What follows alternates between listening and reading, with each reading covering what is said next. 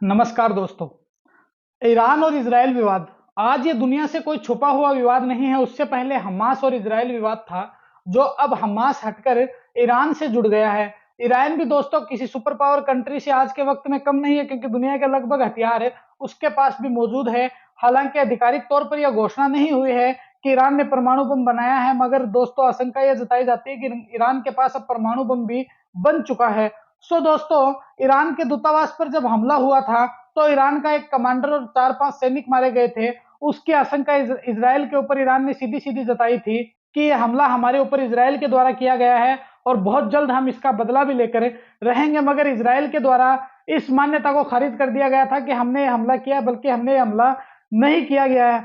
मगर दोस्तों, इजराइल के समर्थन में फ्रांस, ब्रिटेन और अमेरिका जैसी सुपर पावर कंट्रियां थी। फिर भी दोस्तों, अमेरिका आज पीछे हटने को मजबूर है, बल्कि व्हाइट हाउस से आई आधिकारिक रिपोर्ट के मुताबिक जो बाइडेन ने तो साफ इनकार कर दिया है कि हम इसके साथ नहीं रहेंगे। और इन्हीं युद्ध के बीच दोस्तों, एक दुनिया की एकमात्र ऐसी मुस्लिम कंट्री है जो खुलकर इजराइल के समर्थन में आई है। जी हाँ दोस्तों, इजराइल का पड़ोसी देश जॉर्डन जो है वो खुलकर इजराइल के समर्थन में आ गया और अपने फाइटर जेट्स को इजराइल की रक्षा के लिए बॉर्डर पर तैनात कर दिए हैं। और दोस्तों, उन्होंने इस रिपोर्ट में, एक जॉर्डन की एक रिपोर्ट के मुताबिक उन्होंने कहा भी है कि हमने ईरान के सैकड़ों फाइटर जेट्स और ड्रोन को मार गिराया है और हम खुलकर इजराइल का समर्थन कर रहे हैं, ईरान का विरोध कर रहे हैं।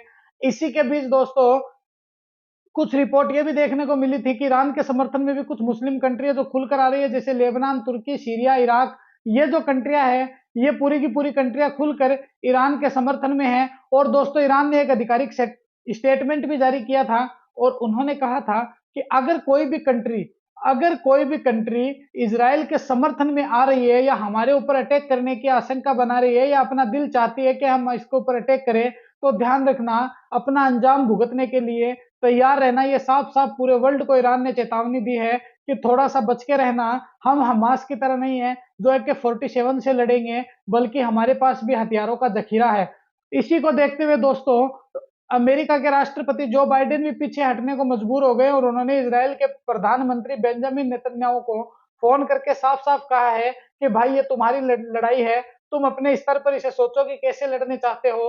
मगर दोस्तों, हम इसके बीच में नहीं आना चाहते हैं। और जो बाइडेन ने अपना पल्ला सीधा सीधा झाड़ दिया है, क्योंकि दोस्तों अमेरिका एक ऐसी कंट्री है, हमेशा वर्ल्ड में लड़ने से ज्यादा लड़वाने पर बिलीव रखती है, जिससे कि उनके हथियार ज्यादा से ज्यादा सप्लाई हो और ज्यादा से ज्यादा बिक्री हो।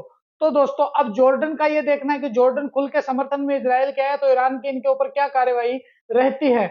और ईरान के ऊपर भी अब इजराइल ने कार्रवाई करने के लिए अपने फाइटर जेट को तैयार कर लिया है। और इजराइल का यह कहना है कि हम जो है ईरान के परमाणु संयंत्र जितने भी है उनके ऊपर सीधा अटैक करेंगे।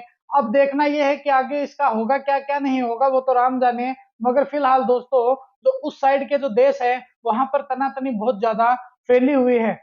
तो मिलेंगे इसी जोश और जुनून के साथ नेक्स्ट वीडियो में। जय हिंद, जय भारत।